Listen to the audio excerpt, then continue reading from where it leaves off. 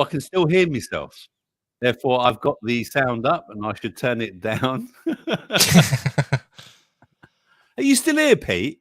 Yeah. For God's sake. Of course I am. You're so annoying. I'm here for support only. You weren't even meant to be here. Okay, I'll be gone. Okay. No, you won't. I can still. Oh, I'm still hearing myself. Hang on, let me just turn that one down as well. There we go. I've done it now. Can everyone hear me? Can I get a 5x5 in the chat?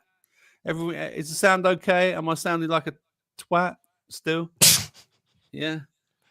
A-firm. Yes. Good evening, Spanish chicken. Good evening, shaggers. Yes, it's me again. I'm back. I know you've missed me, haven't you? Let me go to the comments. There we are. 5. Key gives me a 55. And Miss Blue Sky's here as well. Oh, and Cookie Monster as well. And Spanish is giving me a 5x5. Excellent. Well, good evening, everyone. It's nice to be back. I'm here to entertain you and to talk lots of shit tonight. But more importantly, I've got someone coming on that won't be talking shit. He'll be talking honey and bees. Yes, tonight we've got a special chat with Jack, who is our beekeeper, our resident. I'm making Jack our Healthfreedom residential beekeeper now, because yeah, that works. We need to know everything about bees and honey and shit like that. So yeah, Jack's going to be our special beekeeper that comes on occasionally and talks all things bees or other things if you like. But in the meantime, shall we find out who's in the chat and play the little thing? This one. Who's in the chat tonight? Everyone's here, ready to ignite, attacking fast. We're feeling fine, no limits here. Yes, who's in the chat tonight? And of course, who was first? Who's always bloody first? It's the Ginger Ninja. It's James. And James, I hear a rumor that the weather's been all right in Scotland. Can you confirm this? You know, don't start with a conspiracy. See, I have been ill, by the way. Oh yeah, yeah, that's true. Yeah. I've still got phlegm on my chest. Oh fuck! I've tried to get him off, but he won't get off my chest. James was first in the chat. Then there was this twat called Pete. He was next to say hello. Hello. And then there was Kitty as well. And then there was Rick. And then there was the Cookie Monster. And who else then? Anyone else? Rick, Cookie. Miss Blue Sky's here as well. Good evening, Miss Blue Sky. And the Spanish Chicken's here as well. Anyone else? CMB's here as well. Good evening. And the Mascara Snake. Hello to you as well. And Manda, of course, is here as well. Ooh, and hello. I think that's everyone. Hey, Jerry. Oh, Jerry, son of Mix here. Jerry, I was lurking in that chat on Sunday. I have to say, I was lurking. Spanish knew I was there, but I just like to lurk in Webby's chat and see what's going on. I was quite shocked, Spanish and son of Mick, to see that Jimmy is now back in the picture. Jimmy, if you're watching, you're very welcome to come and chat in my show as well. It would be lovely to see you if you wanted to. Jimmy. Yeah, we haven't seen him in a while. We haven't seen him for a while. No, but it would be good to see him. But anyway, welcome everyone. So I'm just gonna and MI6 Matt, of course, Lurker Matt. Angry North is here and Boris's bitches. Good evening, Angry North. How are you, sir? Have you got any new tunes on the go? Oh, the Lurker. I just saw it. Hang on. There he is. There he is. MI6 Matt is here as well. Good evening. Hello. Nice to have you here. Yeah. And welcome everyone. Nice. Good to have you here. The light's not that great, is it, on the show? But Pete and I were having a discussion. It was worse before, so it was worse before. So I better not move it because otherwise it'll seem really, really dodgy, won't it? Before we talk all things bees, let me tell you what I've been up to. So, what have I been up to? Well, as you well know, I went to the Costa Dorada in Salou in Spain for 5 nights. and that was rather fantastic. I also did a day trip to Barcelona, which was absolutely amazing. I thoroughly recommend anyone to go to Barcelona, and I'd forgotten how good it was. It's been over 20 years since I've been to Barcelona, and the Gaudi architecture is absolutely phenomenal. I could spend just days and days walking around like this because it's just that good. It really is that good. I mean, I did that a bit like that in London, and it was really, really good. But Barcelona was fantastic. Did have one day of a thunderstorm and rain, but it all cleared up by 3 p.m.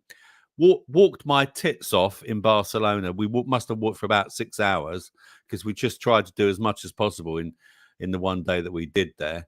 And that was really great. It was a fantastic holiday. Got back, and about 2 days later, started feeling a little bit rough, and I thought, "Oh, what's going on?"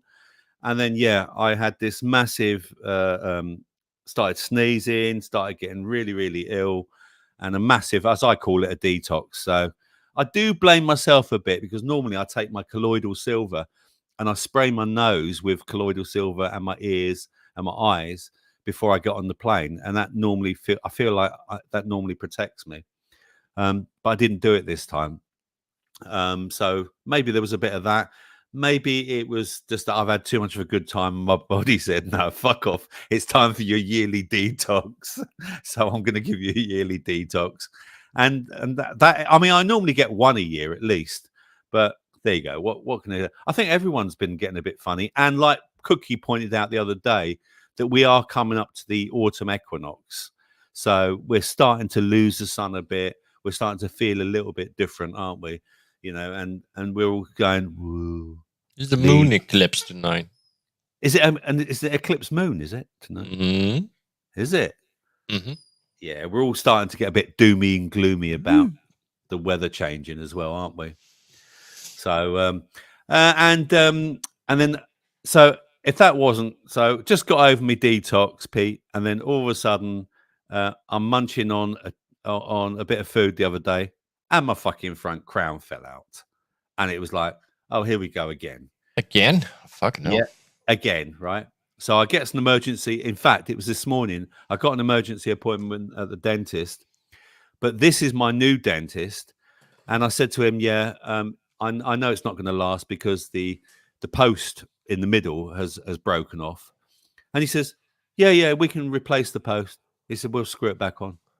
45 minutes later, half the price that I paid for before in Milton Keynes, where my mum lives, I had to pay £200, and all he did was stick the fucking thing back on. And this one, he actually fitted a new post in it, screwed it back on, glued it back on, and it's absolutely fine. However, I am having, I've talked about this before anyway. I am having my teeth journey start proper on Thursday. I've got to have 3 teeth out here because they need coming out. And then 3 months later, I'm having a temporary denture fitted. And then, as you well know, next year, then I'm going to have, it done. Some proper teeth put in, Very nice. So I don't know. What about you, Pete? You getting yours sorted, or you I've done mine. I had to do mine. Mine were dodgy as well. So yeah. And I don't regret it. Well, look, it takes more than a year to get used to. Like, what, the denture? Yeah. Yeah. Whatever the fuck they tell you, add double it, right? Yeah. But once you get used to it, it's like, it's fine. It's perfectly fine now. So, and I had not much trouble. So I had no infections, no any weird shit happened to me. So it was a very smooth thing for me. Are you not going to go for implants, Pete? Probably am. Yeah. Mm-hmm. Are you going to get them done in your country, or are you going to go to? No, I'll get them done here. Yeah. Mm-hmm. That'll cost you an arm and a leg, though, won't it? Yeah, no. My insurance is covering 75% of it. So. Oh, you're lucky. Yes, Angry. I'm going to have implants done, mate. Yeah, eventually. Yeah. Mine's not been a great journey of teeth. It's one of those things. It's some people suffer from this. Some people have got one leg missing, and some people have got hair missing. Yeah, my journey of teeth hasn't been great. So, but I've got to start my No, new mine journey neither. now. So, Yeah, I've got to start my new journey now. And so it's one of those things. What are people saying? Good evening, Angry North again. Hello, Steve. But it has a massive effect on your health. Your teeth, bad teeth, has a massive effect on your health, general health. I'll be honest with you. I probably wouldn't have done the show tonight if my front crown was missing. I probably wouldn't have done Well, it. that's just your fucking vanity because you're. Yes, it is my vanity. Yeah. But, you could turn your camera off, you know. Oh yeah. Oh no. I can't. No. It's not just that, Pete. I can't even talk properly, mate. I can't even talk properly. When I didn't have that front tooth in, I couldn't even talk properly. So there you go. That's right. I heard it. You're right. Yeah, you did before. Actually, you did hear it before. So shut up. So what are people saying? Anyone saying equinox on Sunday? Says Cookie. Mm-hmm. On the moon day. Yeah. Any news about Cookie coming back? It says there, Soul Excalibur on the moon day. Oh, there we go. Well, you are back. That is official. That's official.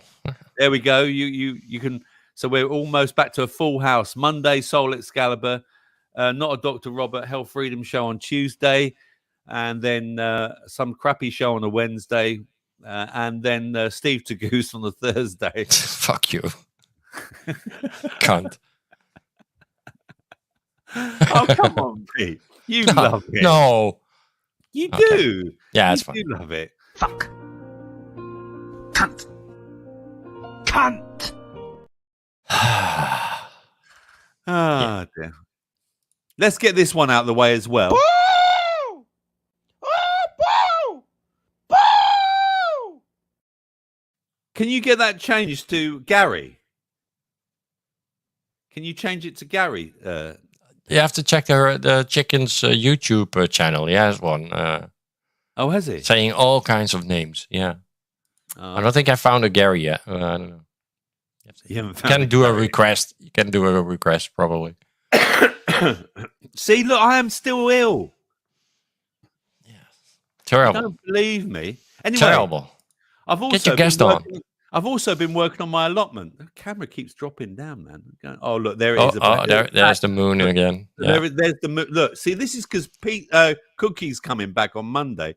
It's because of the giving me- curvature, of your fish It's the island. curvature of the moon, yeah, exactly. Oh, anyway, yeah, I've been working on my allotment, so I thought I'd give people a 4-minute update, and here it is. Here's my 4-minute update. Hello, everyone. I just thought I'd update you on where my allotment is. Where what is it today? September something or other. I can't even fucking look at the date. Hang on, let me have a look. I don't know. About the middle of September, something like that. And I just thought I'd show you what's going on. So this is my mashed potato squash. Ow! And don't half pinch me. There they are. Okay, there's one down there as well, and there's one down there. And you can see there's more coming here, and down here as well. They're lovely. Look at them. Yeah, can't wait for those babies. And here is what's been my delicious sweet corn. You can see the cobs, nice size, good sized cobs. We've had quite a few. We've had at least 2 off of each plant, so I'm really happy about that. The sweet corn is great. So now onto the tomatoes. Tomatoes have been ripening slowly, been picking them, and they've been beautiful. Only the small ones and the orange ones this year, like these ones as well. You can see, and they're all ripening still because we've still got some good sun, and we've got a nice weed here. Look at that. Why didn't you pick the weed out, Robert? Because I think, well, let it grow. Lake cucumbers. Look at these. Lake cucumbers. Yep. And also I've got pumpkin growing down there. You can see, and there it is shooting out. It's going to be crawling all around. And I've had also in amongst here, I forgot to tell you, but there is also another cucumber amongst the mashed potato squash.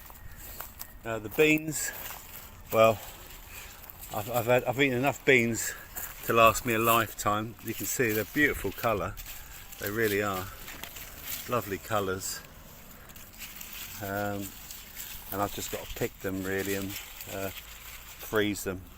So they're all done, the beans. And the courgettes have gone absolutely bonkers this year. There's a yellow one, and I just want to show you the white ones, which are still growing. I mean, look at the size of that thing. Now I'm going to pick this just to show you. Here we go. Look. So I need one, because I might have this for din-dins tonight, roasted. There we are. There you go. Look at the size of that thing. Beauty. Absolute beauty. My carrots have been delicious, although I've not had in many. Oh look, I've just spotted another cucumber down here. I had one of my carrots and it was like a good 10 inches long, and it tasted like nothing I'd ever tasted before. But there you go, you can see more of the courgettes there. And look, my peppers are finally starting to turn. Look, they're starting to turn colour. There you go. Got all sorts here as well. Look, there you go. So I'm well happy about that. Oh, that one's been eaten. Yummy, yummy. I've had a few things eating it. Oh well. I feel like I'm feeding the world as well. Keeping the plant life going. There you go. In there. And there's my roses and my lavender, and the bees, if appropriate enough. Look, I'm loving my lavender. There we go. You got to look after the bees, and the bees will look after us. Lovely. And that's about it. So I just thought I'd update you all. Cheers, everyone. Speak to you soon. Bye. Do you like that, Pete? Did you like that? Yeah, it was good. Yeah. I thought, right, rather than these 1 minute ones where, you know, I'm trying to be like a proper YouTuber or something, you know. Uh-huh. I thought I'd do You try to remember the day. Yeah. Yeah, I tried to remember what day it was. I couldn't remember. I knew it was the middle of the month. Oh, thank you, Spanish. Nice, Rob says Spanish. Yeah. Them bees. Was he saying? Them bees, they all love me. There we go. Yeah. Yeah. Yeah. So there you go. I try, you know, it's been a difficult one. I completely changed the allotment this year. So everything was like, hey, new bean, you're here. Nice to see you. It's been a long time since we've seen you, new bean. Where you been? What's your, have you got a get out of jail free card? It must be months since we've seen you. I do, though. Yeah, I don't blame you for staying away. We're not very good here. So that's my update, Pete. That's my update. Good stuff. And as you well know, I've got someone special coming on the show. But guess what? Not only is he coming on the show, but Jack, the beekeeper, is here now. Here he comes. No.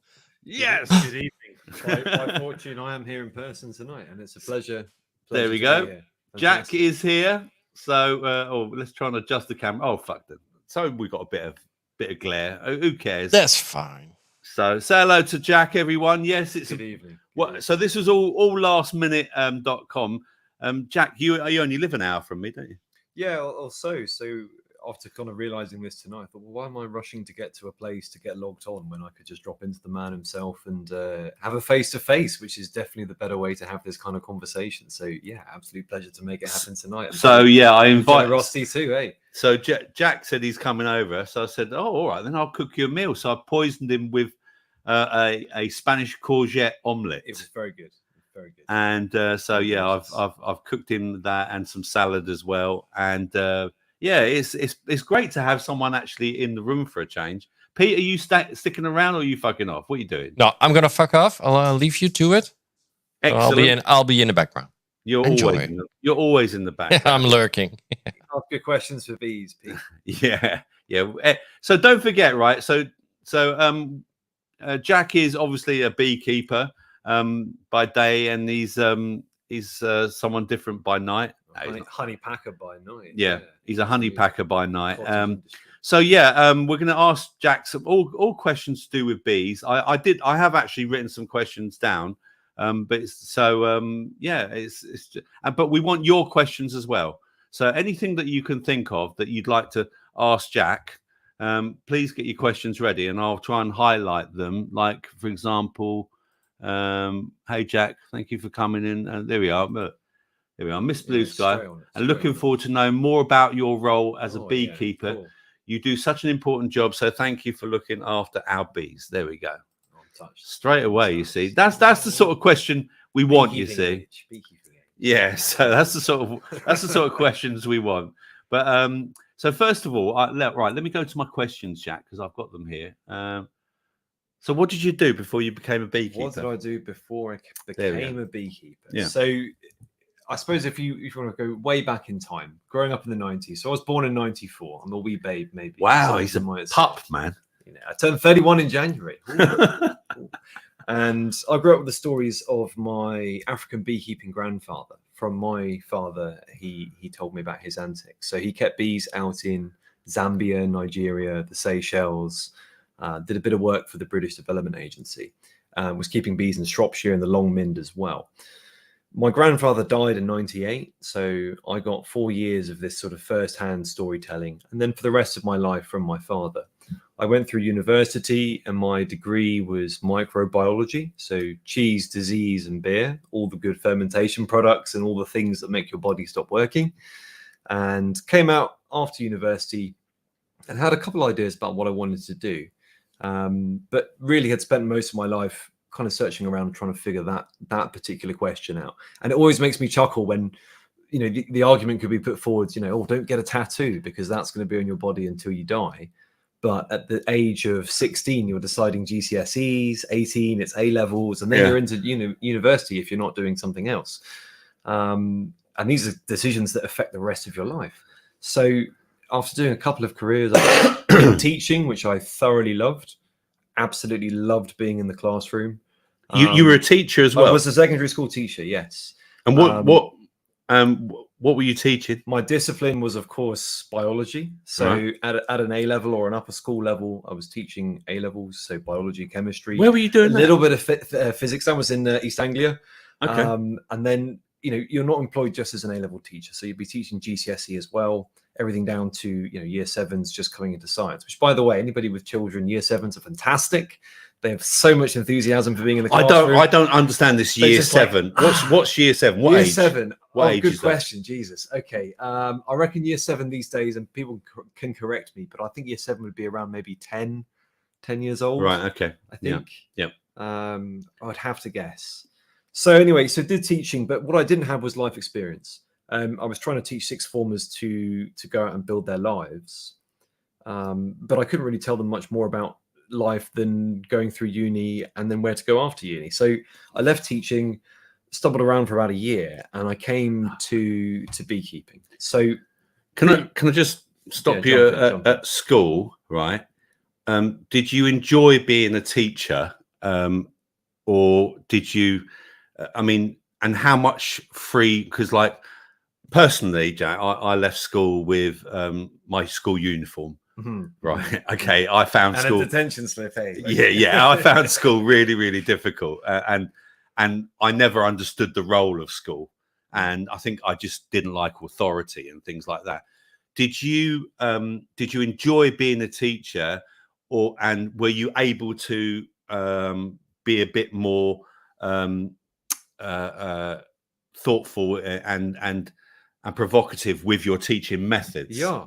So for me, like being in the classroom was kind of freedom to teach the subject as you'd like it to be learned. And if anything, that probably enriches the curriculum, because what you're given to teach is, you know, a fairly dry list of subjects and topics. There's not always a huge amount of detail of what you should or shouldn't cover. Yeah. For me, the real pleasure came with just infusing students with a particular topic. And what really kind of bummed me out was that no one gave a shit that I'd gone to university and studied disease and things that make you stop working. And I always thought things like Ebola and bird flu were really cool. It turns out the youth of today doesn't give a shit. So as I say, like with a lack of life experience as well, I thought, well, I need to go and do something else. So I'd been reading about bees through university. I had my heritage from my grandfather and my father's stories. He lived out in Africa as well. And so I began looking around for things that are bee related. And I was introduced to the bee farming apprenticeship. And this is run by the Worshipful Guild of Wax Chandlers in conjunction with the City Guilds London. And this was 3 years working for a commercial entity. So as part of that apprenticeship, I was running 400 colonies across England, as far south as Dungeness, way down in the bottom of Kent, all the way up to the North Yorkshire moors. Incidentally, the chap I was working for was apprenticed to a gentleman who went to see my grandfather in Africa to learn all about Zambian honey. So there's a bit of a cyclical kind of story there. Wow. Totally coincidental. And then as part of working down in London, managing those colonies, I also went out to work and worked seasonally, looking after 750 colonies in New Zealand. So at that point in my life, I felt that was work I could live with. It was How long were you in New work. Zealand for? So in New Zealand, I would work seasonally 3-4 months of the year, depending on how the year went. So that would be our winter from, say, November through February, March time.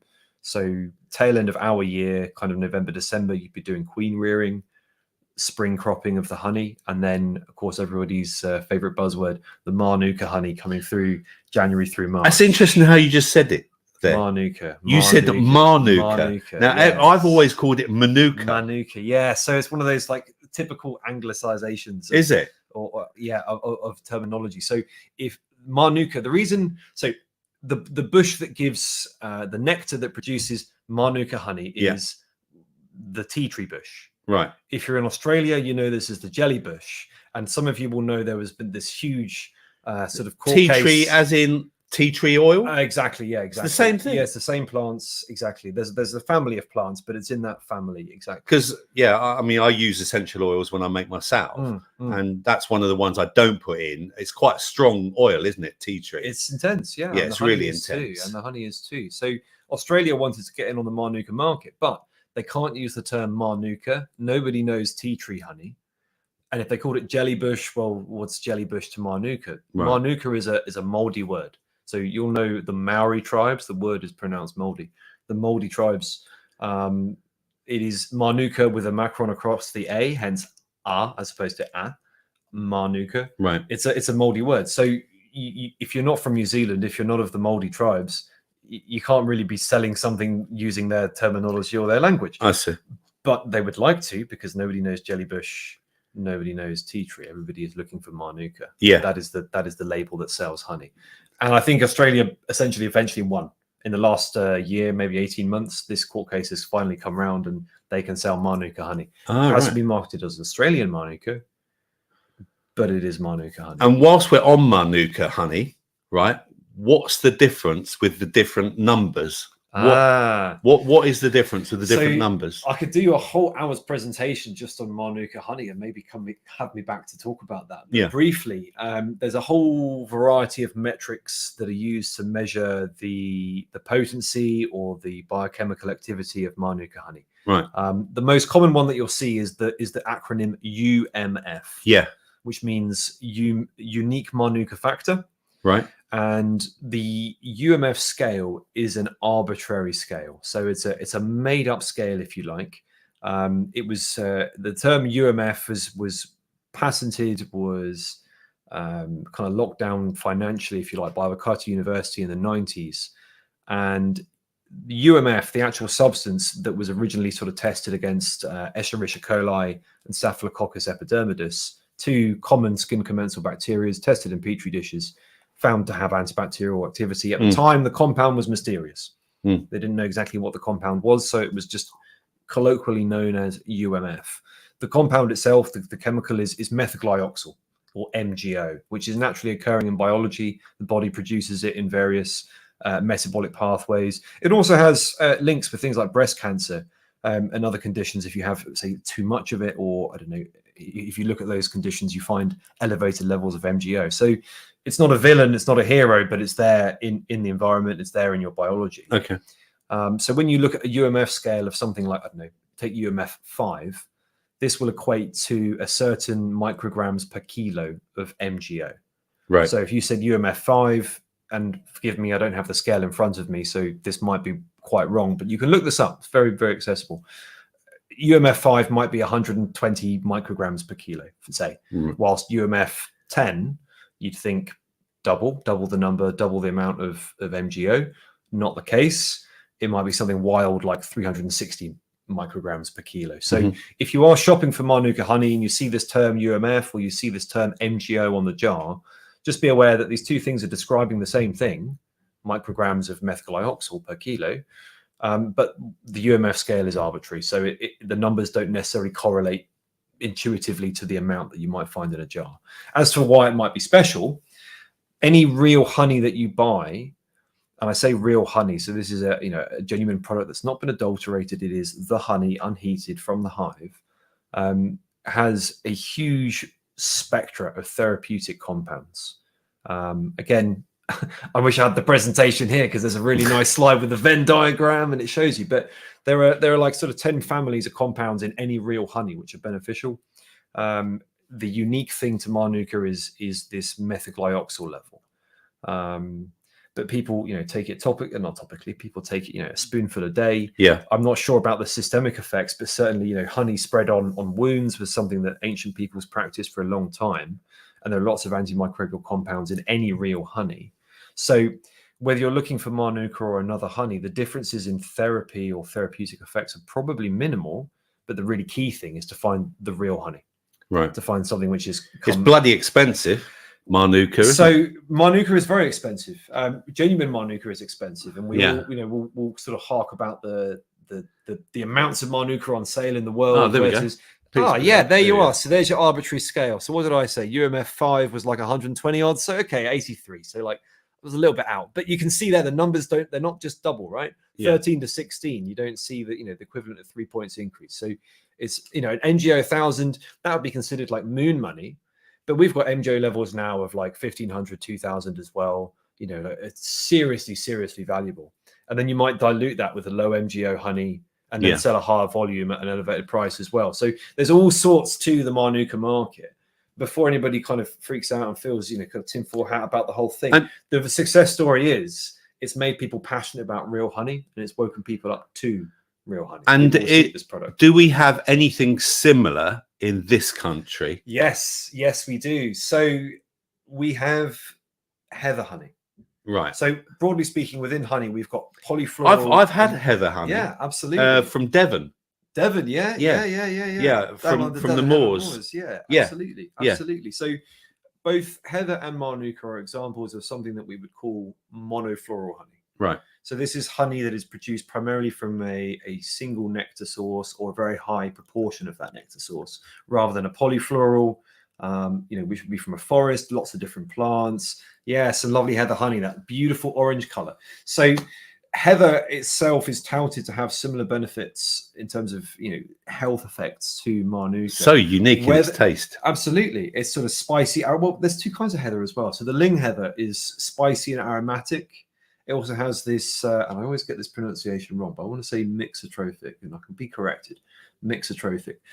So rather than a runny honey that pours like a liquid, this is more of a jelly consistency. Right.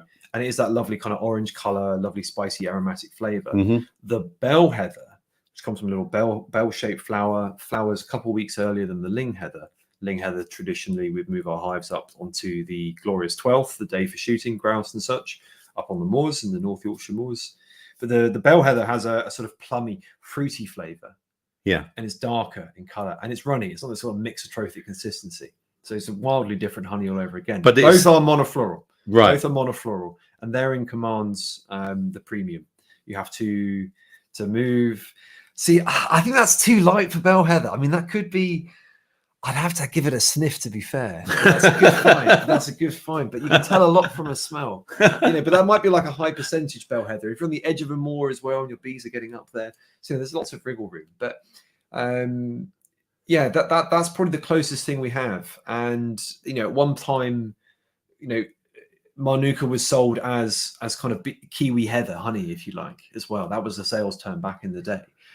Prior to that, it was just melted down and sold as cooking honey. So this value that's seen in the honey has only really evolved in the last, since the 90s, from the last sort of 30 odd years. So you're in a good market right now. It's never been a better time to be a beekeeper. There's, the customers have woken up to the provenance of food, where the food comes from, what's in their food, and also buying a real product. And the business that I run, And a direct, like to buy it direct from the producer, exactly. Yeah, from you. From the producer. And also the trade that I practice is it's an ancient trade.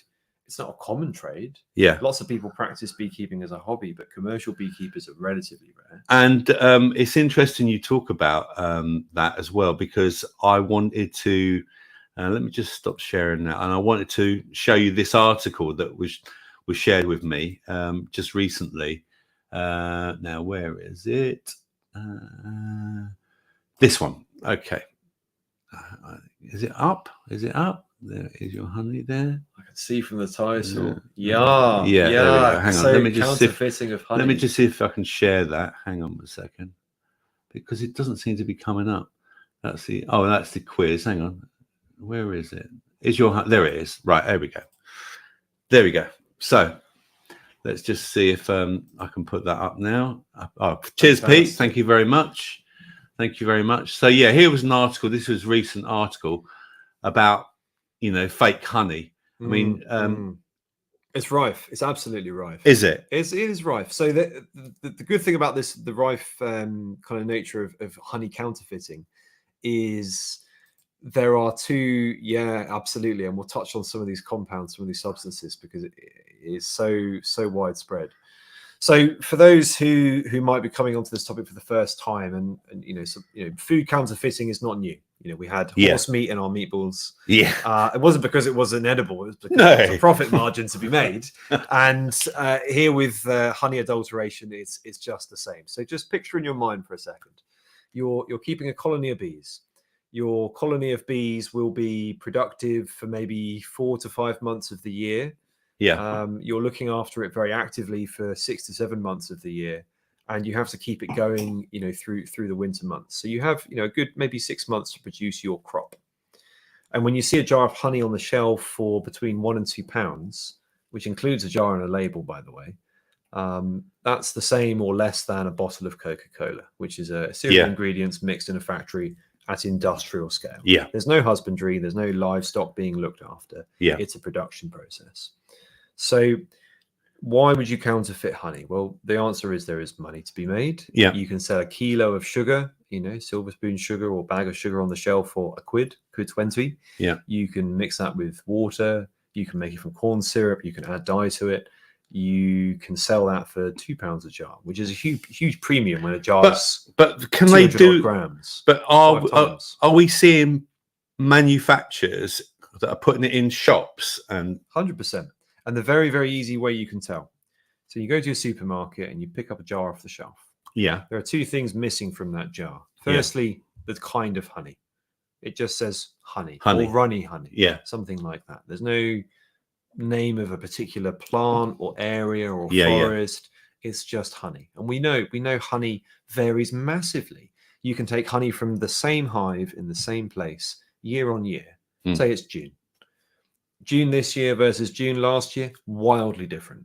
Right. The weather's different. The flowering plants are different. The honey's totally different. The aroma, the color, the flavor, all different. Right. And yet we have on our shelves a homogeneous product. Yeah. The same color, same flavor, which is atrocious. But the real telltale thing, before you even open that jar, ladies and gents, when you take that jar off the shelf and you look at the label and you turn it around and you look at it, why does it have a sell-by date? Yeah, exactly. Thousands of years this stuff lasts for. Yeah. So you turn the label around, and on the label you will see something like a blend of EU and non-EU. Yes, I saw that in this article, actually. Blend of EU and non-EU honeys. And so what you have here is a completely obscured supply chain. You have no idea where it's come from, who it's been handled by, where it's gone. And the reality is it will have been adulterated somewhere on that process. So there have been complaints made to trading standards. Honey has been investigated, and it's kind of an open secret. A £1 or £2 jar off the shelf of honey is not going to be honey. It's going to taste like burnt sugar, candy floss maybe. You only have to go to your local beekeeper. Anyone can do this experiment. Go to your local supermarket, buy a budget jar of honey. Yeah. Now, if it's honey, why should a honey be cheaper or more expensive if it's all honey? Yeah. So buy a cheaper jar of honey, buy honey from a local beekeeper if you can, farm shop, deli, that sort of place. Taste the difference. And can you do Taste the this difference. test where they talk about this test that you can do where you put it in water? Or is that a myth? So the sugars, There we go. Look, this the, one. the Look. the sugars in honey are really, really varied. And apparently, honey has memory. So when you put it in water and you shake it, you'll see the shape of the hive. Apparently. Okay. Well, if that was the case, I'd see a lot of squares. My hives are very cuboidal. So I mean, look at this. Look, here we go. Look. Let's have a look at this. Look. So many of you want to know what real honey is and how you can tell. Well, the wait is over. This is some real honey from our beehives. We pour just normal tap water over it, and then we just shake the plate. What's incredible here is that honey has memory. So once the water starts going over the honey, it starts to remember the honeycomb shape. We filmed it in slow-mo here so you can really start to see that honeycomb shape form. It's truly incredible. new to you? This is the That's- real deal. Fake honey won't do this. I think something to do with the density of sugars would make it behave differently to something which was a homogeneous mixture of sugars. So take a sugar syrup, which is just corn syrup. The nectars of flowers have, very, very variable different kinds of sugars in, which end up in the honey as well. Yeah. So it wouldn't behave, universally, if you like. But for anybody looking for real honey, as I say, avoid the non-EU label. Find a honey with a named origin, be it Spanish, Italian, English, British, whatever. Yeah. And if you want to go the extra step, find a place name or a particular crop. So it could be sunflower honey, could be borage, could be heather, could be Spanish forest honey, whatever. But every time that they introduce a country or a particular plant or area, these are all things we can test against. All things we can test against. So if you're trying to secret some really dodgy honey in, you're not going to start telling people it's from this place, this flower, that flower. Right. Because these are all things you can trip yourself up over. So the more specific your honey, or if you can just see your beekeeper directly, is how you're going to avoid, buying corn syrup in the supermarket. There we go. So now we know. Yes, Miss Blue Sky. She says, what? I did not realize there was fake honey. I'm always suspicious with any budget honey, though. And there we are. That says it all. Case in point, in a well-known supermarket, I know you can buy a jar of runny honey for £1. Yeah. I'm a cottage producer, a small-scale producer compared to the big boys, but I buy and sell a jar. Just the jar and label come to about 66 pence. Right. As packaging. So the rest of your product, if it's a £1 jar of honey, is about 34 pence worth of honey. Now, obviously, there is economist scale there. I appreciate that, but regardless, it does make you think. Bottle of Coca-Cola, it's £2. It's made in a factory.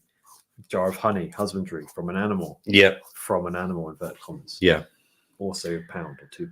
Look at that! It's already 9:15. Can you believe we're just buzzing away here? So it's a huge topic. We're buzzing away. The chat is buzzing away. So, and again, why does supermarket honey have a sell-by date on it? Legalities for the most part. So you can take honey from ancient Egyptian tombs. You can hydrate it, and it's perfectly edible. It's super antibacterial, and even if it dries out, it would never be harmful to human health. But everything, mineral water through the crust of the earth for millions of years. But drink it within 12 months. So everything has to have, everything has the best before. So it's law. It's just law, isn't it? It's food safety. It's food safety. Right. Another question, because we haven't covered that many so far. But we no. It's fine. It's fine. Jack, honestly, even if we don't get through everything, we can. I'm here as long as you do. So you've covered when you first got into bees as well. You've covered that. Why do we need bees? Why do we need bees? Yeah. I mean, I'm sure our audience has come into contact with the answer to this question many times.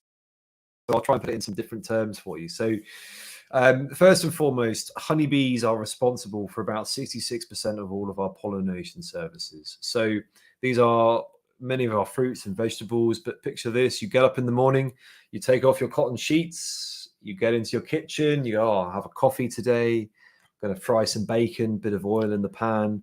And before you've even sat down to eat breakfast, the cotton on your sheets is pollinated by honeybees. The rapeseed oil in your pan is pollinated by honeybees. And the coffee beans that you're about to drink as, your instant coffee or your ground coffee, if you're, having a nice time, pollinated by honeybees. So our service, the services of honeybees are widespread and paramount. In the UK, annually, it's the same value of about 2,000 Ferraris. Other makes of car are available. So it's a huge value. But when we say, when we need bees, I would also stress there's the other third of our pollination services. And those are our wild pollinators. So those are solitary bees, bumblebees, wasps, butterflies, flies, moths, beetles. These are pollinators as well. They're all pollinators. That's interesting. I didn't know that. When we say save the bee, these are the things we need to look after. And would you say that the bees have been dying? Would you say that there's less bees now? So is that a bit mythology? It's probably because of the trade I come from. So when you say bee, do you mean honeybee or do you mean any other kind of pollinator? Okay, because there is a big difference. There is a big difference. So go ahead. For honeybees, we've all heard of colony collapse disorder. Yeah. We've heard of the bees dying out, and this is a uniquely American phenomena. Is it? Uniquely United States of America.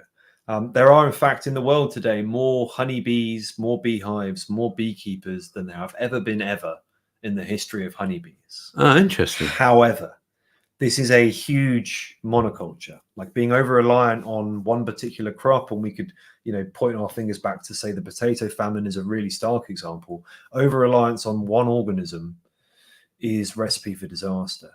When it comes to things like colony collapse disorder, bees dying out, the American commercial pollination trade is really extreme in its practices. If you take an animal and coop it up for days while you transport it, when you do let it out, it can only feed on heavily polluted, chemically contaminated foodstuffs. Once it's fed, you chop and change its brain, which is to say a colony is a superorganism, a beehive colony, a bee colony in a hive. Mm-hmm. That's a superorganism. You start chopping, changing boxes, ripping bits out, ripping bits on, package it back on a lorry, cart it away again. And it's only had those contaminated foodstuffs. It's going to come out the other end looking pretty unhealthy. It's going to be disturbed physically, mentally. There could be. And what you're describing there is the American market. It is, and it's there in evidence. You can see the increasing price of their pollination contracts, the diminishing supply of hives, bee farmers trying their best to try and rebuild stocks to fulfill those contracts. But you're really trying to flog a dead horse when you're treating your stock in the way they do, and the practices become more intensive.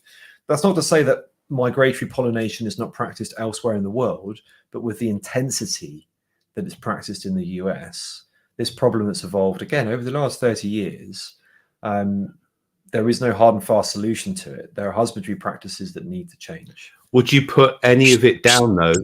Yep. Check the chat. I got good questions in the chat as well. Okay. We will do. Thank you very much. Yeah. But would you put any of it down to pesticides? 100%. So if you go to California, there's 500,000 acres of just almonds. Right. And when I say just almonds, I don't mean trees with grass, just trees and soil. Yeah. Because the machines that hoover up the almonds can't cope with the grass. So it is just almond trees. Okay. In order for you to maintain that monoculture, you need herbicides. Once your almond flowers have been pollinated to a certain point, you spray the flowers off to stop them flowering. Because actually what you don't want is 100% of the fruit on that tree. You want 80% of the fruit growing to 120% of the size. Right. If you've got 100% of the fruit, proportionally be smaller. So if you want a particular kind of crop, you spray off the flowers, and the bees are foraging in this day and night. Whether they're doing practices where they spray, at night time or not, when the wind is low or not, the bees are still coming into contact with these flowers in the environment that these pesticides have been used. Right, I'm going to ask Jack now some of your questions. So thanks for that, Pete. And Jack, we'll keep them as brief as possible because we've got lots of questions coming in. All right. So quick answers. First one, Mascara. What do bees get from the beekeeper who takes all the honey? So I'll come straight in and say we don't take all the honey. A greedy beekeeper is not a beekeeper for very long. Honeybees, given an unlimited amount of space and unlimited nectar, will store an unlimited amount of honey. What I take and what other responsible bee farmers or beekeepers would take is the surplus. In return, they get healthcare. There are parasitic mites. There are diseases. Yeah. These are things which are present in our bee stocks, will always be present in our bee stocks. And we manage these judiciously to maintain the health of our colonies so that they can produce enough quality honey for us as beekeepers, but also look after themselves, produce healthy brood to get through the winter. If I don't treat my bees for the winter time, I won't have bees come the springtime. And that's whether I farm them or not. There we go. New Bean said, I heard bees like to share 1/3 of their honey harvest with humans. The rest of it they would prefer to keep for their society development. Thoughts on that? Yeah, so this is touching on the same principle. So 1/3 of the honey is obviously, describing 1/3 of everything they produce. And if I put on 10 boxes, they're not going to need, 1/3 of that. They're just not. They might need, a box. So they absolutely do share it. I forget the rest of the question. Sorry. I'll go back to it. Apologies. It was on the screen. That's all right. Yeah, but they will use an awful lot of that honey through the winter time. It's their food store. So it's not necessarily something they're chewing into actively, but it is their reserve. Quick one. How long does the average bee last? So a worker bee will spend 3 weeks living inside the hive as a house bee, 3 weeks on the wing flying around foraging for nectar. If you're a male bee who exists only to mate with virgin queens, you're essentially flying sperm. You go hive to hive, you get groomed, you get fed, you have a great time, and you live for about 55 days. 60 days. Okay. Kicked out to die in the winter. And a queen bee will last between 3 and 5 years. Wow. Cookie says, what's a good average number, size numbers of hive? How much ground would they cover? I'm just wondering about the population density of a healthy bee coverage, i.e. how many bees per square mile, etc. Really good question. So naturally, we have a population density of about 1 colony per kilometer in the wild. And that colony will forage for around 3 to 5 kilometers, depending on how rich the food source is. So you could put a beehive inside of an apple orchard. Yeah. And if there's a field of rapeseed oil 2 miles away, they're going to ignore the apples completely. Really? So they are what's called crop constant, and they will go to the most rich return on their investment for energy. So if that means flying, 2 kilometers, but by the time you've gotten home with the rapeseed oil nectar, it's in terms of sugars versus the apple nectar. That's what they'll do. In terms of the population number, that changes throughout the year. So at the moment, my colonies now are reducing down in their numbers for winter. They don't need all the foragers. There isn't the work to do. Yeah. So a wintertime colony will be around 10 to 20,000 bees. Then up through the spring, emerging into summertime, peak population of between 60 and 80,000 bees. Wow. And talking of, you mentioned apples there. Do bees get drunk? Yes. There are certain kinds of nectar, certain kinds of fruiting tree which can cause drunkenness in bees. Lime tree is a well-known toxin. And is there are drunk bees looked at rather badly by the other bees? You know what? There are guard bees, and there are bees that might be sensitive to any kind of funky pheromones. I'm looking at any of those drunkards in here. Bees getting wrestled out of the front door. So, okay, that's interesting. Might have had too much to drink. Hey, excellent. Don't drink and fly. It's not the MI6 Matt the Lurker. Hi Jack. Are bees in decline, or is this a myth? So honeybees, no. Wild pollinators, yes. They're hard to quantify. They don't make sexy headlines. I can't sell you a hive for looking after solitary bees. But those are the real risk factor. We don't really know what we're losing even. So it's the solitary wild pollinators. Honeybees, all good. We need better beekeepers, not more of them. Excellent. Spanish Chicken says, do you grow borage, Jack? So I don't even know what that is. Borage. Okay, so I know what porridge is. Yeah, so there's a few varieties of borage. You might know the plant Echium, which grows as kind of like a big kind of towering spire of flowers. A lot of people know common borage, which you can forage and eat. Just cook it up. It's got really fibrous leaves. It's really hairy, but once you cook it, just perfectly edible, not hairy at all. But most of us know borage as a blue flowering plant grown en masse in fields. So in Europe, you might know it as star flower or cucumber flower.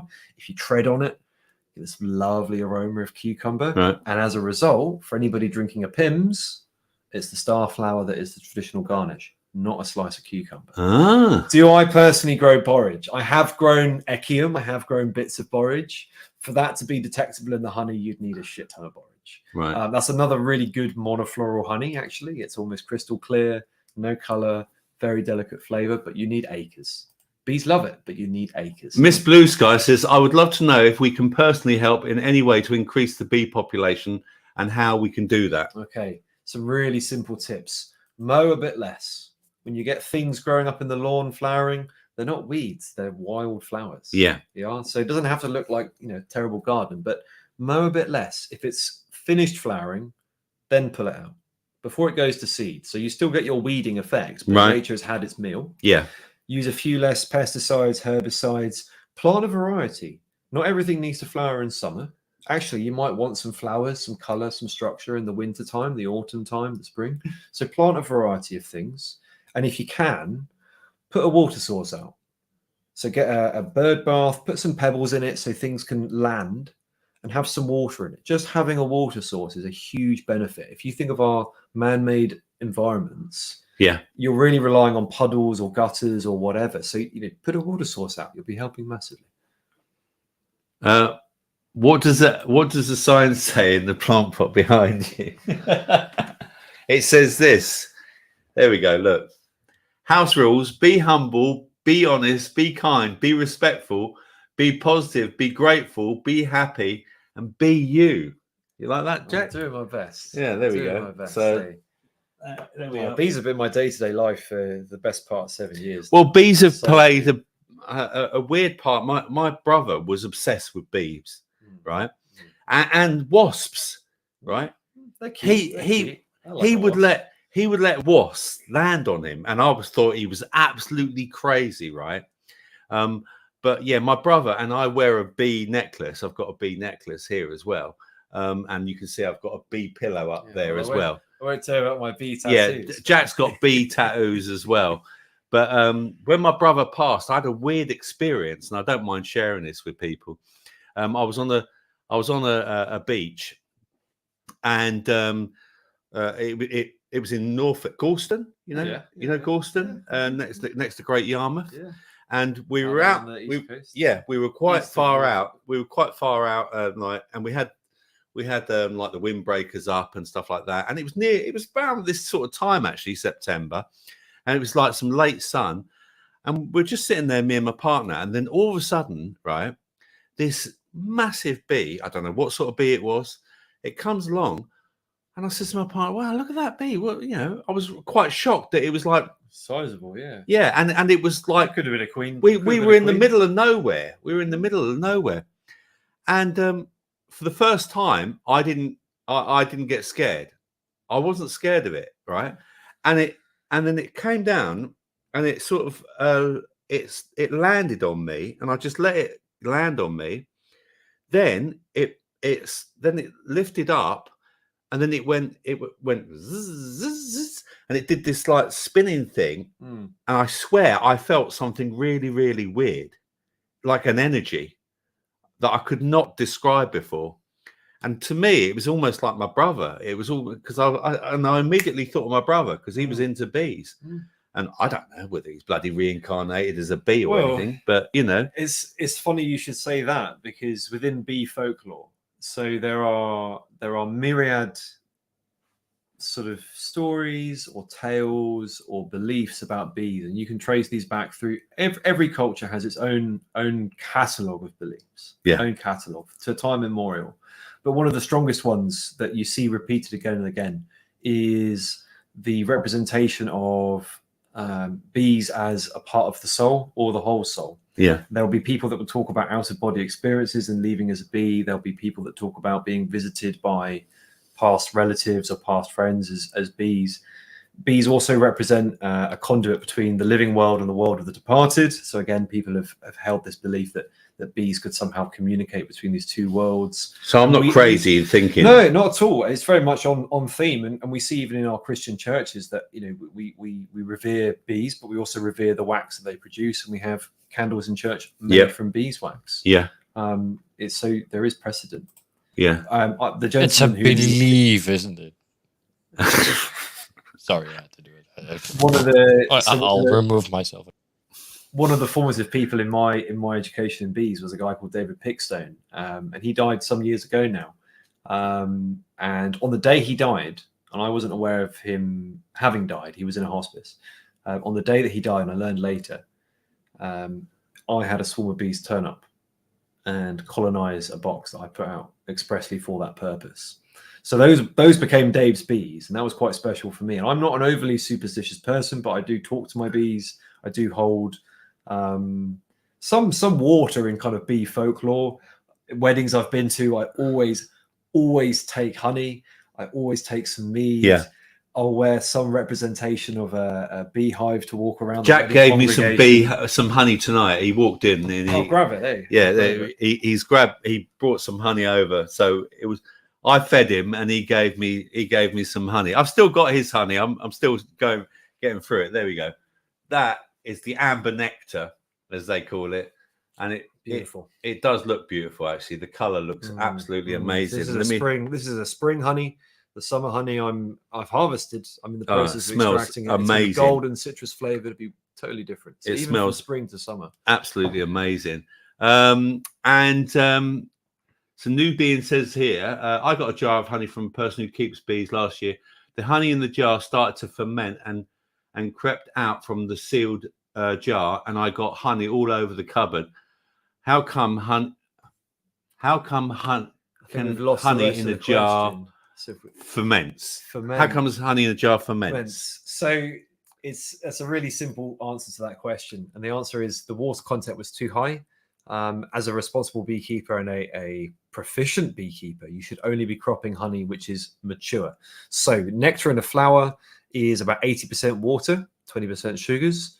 By the time it's passed through several bees, and say it with me, ladies and gents, honey is not bee vomit. It is not bee vomit. I don't know how many times I have to repeat this. It is not bee vomit, but they do mix it in what is known as the honey crop. It mixes with enzymes. It changes the sugars. They deposit this into a cell and they evaporate that water content. Right. So this jar now will be somewhere between 16 and 20% water by volume. Mm-hmm. Upwards of 24%, you will get fermentation. So the honey that has been harvested that is fermenting, it's either young honey which has been harvested prematurely and with a water content that's too high, or again, it's been potentially, I don't want to say watered down because that would be a wild thing to do. It's probably just young honey. It's probably just someone harvesting a little bit of, getting a bit excited, taking a bit more than the bees have actually finished. Yeah. Seeing honey in the frame, but it not being quite right. Manda asked a question here. I'm seriously allergic to bee stings. Not quite an EpiPen level yet. What's the best thing to do with a bee sting? Okay, so I'm going to separate this into two I would categories. say piss on it with your own wee. I think that's jellyfish stings. And before you can even get because if you're a female, your male appendages are probably easier to aim at your forearm. But as a lady, that's going to get real. All right, in a jar. That's going to get twisted. And then just whip a jar out because you kept it for the purposes of peeing. All right, pee on your hand. Shoulder. I don't know. Anyway, so the bee sting. So in the very first instance, for anybody, if you've been stung by a bee, you want to remove the stinger as quickly as possible. The bee stinger is adapted to stay in mammalian skin. So we've got lovely sponges. And does the bee die? So not immediately. Right. Not immediately. But if it's leaving its stinger and its sting gland behind, in the actual stinger itself, there are three things happening which are pretty horrendous. So the first is the bee stinger is three parts. You have a needle in the middle and then two saw blades which are serrated, and they move in this fashion. And they're powered by two muscle groups at the top, which are firing like so. So as this saw blade moves into the skin, so it actually pulls that needle deeper, deeper, deeper, deeper, deeper. These two muscle bulbs are also firing the venom sac. So as it's moving deeper into you, it's firing more and more and more and more and more venom. So if you do have any kind of allergy or any kind of reaction, or even if you don't, to reduce the severity of the skin, remove it as quickly as you can. So don't pinch it. If you've got a credit card or a flat edge of any kind, I mean, for me, it's a hive tool. I'm always scraping skins out of my arms and peppered with, you can see the red dots. Yeah, I can. Today. Scrape that out. Get that out as quickly as possible. If you do have an allergy, and it's down to you to judge how severe that allergy is, but take no chances is the bottom advice I've had. I've used EpiPens on people that thought they were fine, and 10 seconds later, they had no agency to act whatsoever. So take it really seriously. If you're not having a good time on bee stings, take it seriously and do what you need to do. There we Use go. a medication or go to hospital. Let's have a look. Let's have a look. Pete, did you highlight any more questions, or have you just been lazy? Oh, here we go.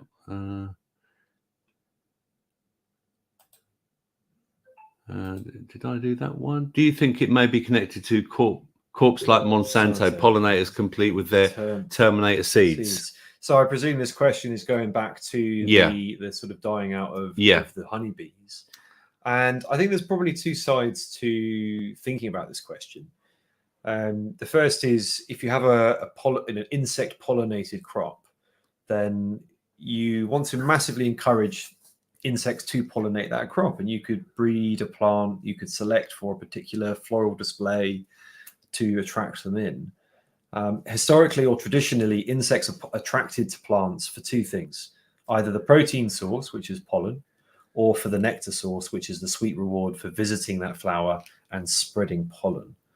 Rapeseed oil is a good example where such has been the drive to maximize pollen and flower production that the nectaries themselves have in some cases been bred out of the plant. And they have seen a drop in pollinator visits as a result, because insects do need to visit. But I think in terms of, if you think of the really, really like massive cash crops in America, so you could talk about corn and soy, these are not bee pollinated plants. Right. So even if you've got a super duper genetically modified seed, if it's a wind pollinated plant, it's not bees. Right. So we're thinking fruits, we're thinking vegetables, we're thinking hothouses. And actually it's the vast monoculture and the chemicals used to maintain that monoculture, plus the pressures of a migratory pollination contract. Those are the things which are whacking the bees. I want to ask you a further question about that. And just before we do, because what I want to do is I want to have a break, because I was just about to ask. Yeah, Jack's been talking a lot and everything. So we're going to have a break, and Jack probably needs to have a little smoke as well. So what I'll do is we're going to go over to exclusively to Rumble now, because it's already 9:10, and that way then we can also just chuck in a few corny tunes and also just give Jack a bit of a break as well, and give everyone a chance to go and make a cup of tea, because he's a wealth of knowledge, and I don't know how the man can keep. Yeah, great questions, great answers. But we've got learning a lot and answers. So we're gonna, let me just edit this. Hang on 1 second. Is that one? Bye, YouTube. So we're going to say goodbye to YouTube, and then we're going to be exclusively on Rumble. So I think if I do this now and I say yes, remove, and we're on YouTube. See you, YouTube. And come on, YouTube. Pete, put the link in for Rumble, please.